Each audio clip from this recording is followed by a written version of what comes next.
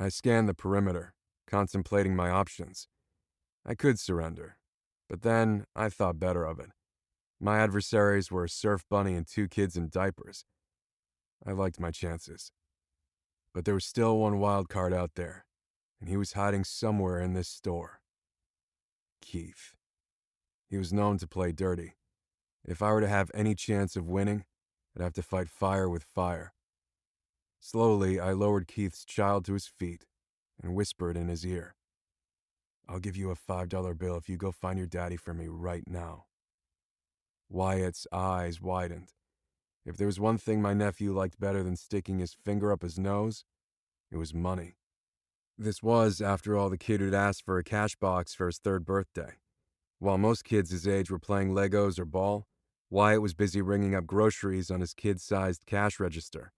He had a whole shady shop set up in his house, where he totally overcharged his clients. I should know.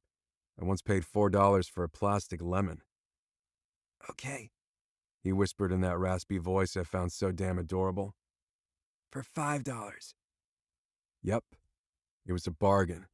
To get the kid to turn on his old man was worth 10 times that much to me. I slipped him the cash, and as he turned to leave, I grabbed his arm. "Hold on. Hug first." My nephew wrapped his little arms around me and squeezed tight before he took off toward the back of the store, outing my brother in a matter of seconds, with me right behind. "Wyatt," Keith complained, scrambling away as boxes went flying. "Come on, we talked about this. You can't take bribes." But before my brother could fully form that last word, I tackled him to the ground. We struggled for possession of his long strike Nerf modulus toy blaster with barrel extension, bipod, and scopes. That was some serious weaponry, but I managed to wrestle it out of his hands with relative ease. "Uncle!" he yelled before I even had time to torture him with it. Disappointed, I settled for straddling his waist and slapping him silly. "I said uncle, asshole!" he grumbled, worming out from under me. "Jesus, why do you always insist on disrespecting the uncle rule? It's sacred."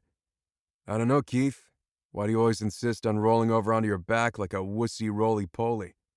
"Hey, I'm tired, all right," Keith said, making excuses for his lackluster fighting skills as he got to his feet in a 3-step process.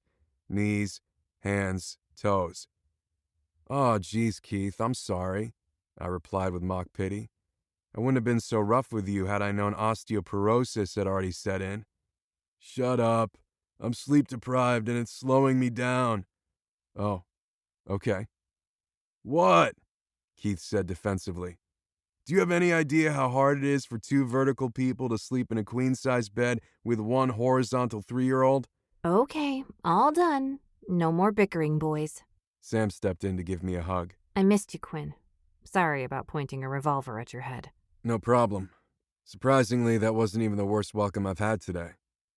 "Is it true Dad threatened to throw you into quarantine with the Hardy Boys?" Keith asked. "Uh-huh. And he called me dirty," I said, shaking my head at the memory. Such a dick. Sam patted my shoulder. Well, we don't think you're dirty here. "Any more than usual," Keith added. Shh.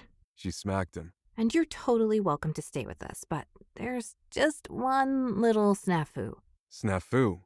I questioned. "Is that the elephant on Sesame Street?" No, that's Snuffleupagus. Sam corrected. Let me try that again. The problem is you'll have to sleep on the couch in the playroom. Keith held up a finger. "AKA the living room, which is what it was called when we were cool." "Can't I take one of the rooms?" "Which one?" Keith asked. "Ours or the boys'?" "Wait, you only have 2 rooms?" "Yes, see, unlike you, Quinn, we don't have millions of dollars in the bank to buy you a comfortable guest bedroom." "I'm gonna have to buy you a bigger house." "Be my guest." Let me make up the couch, Quinn. It'll be fun, like camping. I was actually giving her offer some serious consideration when Keith delivered the final blow.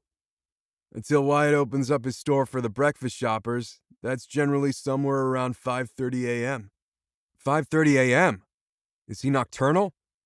"Close," Keith nodded, his eyes drooping. "Very, very close."